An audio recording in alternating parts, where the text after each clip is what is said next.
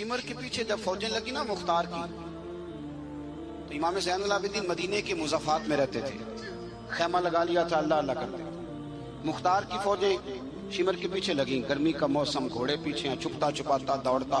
गर्मी में थोड़ा बहुत दौड़ना पड़े तो जुबान बाहर आ जाती और इंसान के वजूद की अजीब कैफियत होती है। शिमर उधर आ गया जहां इमाम ज़ैनुल आबिदीन का खैमा था। इसने देखा कि घर है, छुपने की जगह, दौड़ के अंदर दाखिल हुआ। इमाम मुसल्ले पे बैठे, यूं नजर उठाई, क्या शान है रसूल करीम के घराने की, क्या अंदाज है घराने का। यूं नजर उठाई, फरमाया परदेसी पानी पीना है? बंद करने वाला था पानी पीना है? कहने लगा पीना है।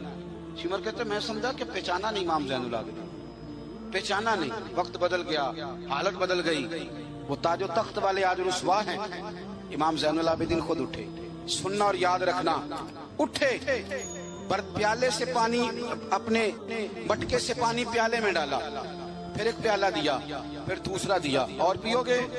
तीसरा दिया। शिमर कहते जब मैं सैर होके पानी पी लिया ना, तो मुझे तो गुमान था ना पहचाने नहीं, तो मैं इजाजत लेके बाहर निकला, तो मैं ना पानी तो पी लिया पर पानी पानी हो गया। हम तो दुश्मन को भी पाकीज़ा सजा देते हैं, हाथ उठाते नहीं, उसे उसकी नजरों से गिरा देते हैं।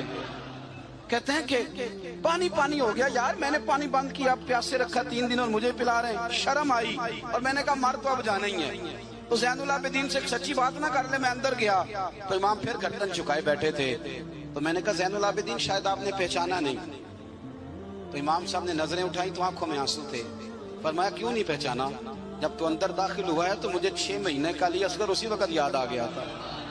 जब तो अंदर आया है तो मेरे चचा के कटे हुए बाजुओं में जो दर्द था और मेरी फूफी की आंखों में जो आंसू थे, मुझे सारे याद आए थे। और वो कहाँ करबला और कहाँ दमिश्क तुमने नेज़े पे लटका के मेरे बाप का जो सार कलियों में घुमाया, मुझे सारा याद आया था। शिमर कहता मैंने घबरा के कहा फिर पानी क्यों पिलाया? अगर पहचान गए थे तो पानी क्यों पिलाया? कहता यूं करके आंसू पूछे इमाम ने। फरमाने लगे मेरी मजबूरी है, मैं साकी कौसर का नवासा हूँ, मेरी मजबूरी है, मुझे पिलाना था, मैं मजबूर हूँ इसलिए कि मुस्तफा का नवासा हूँ।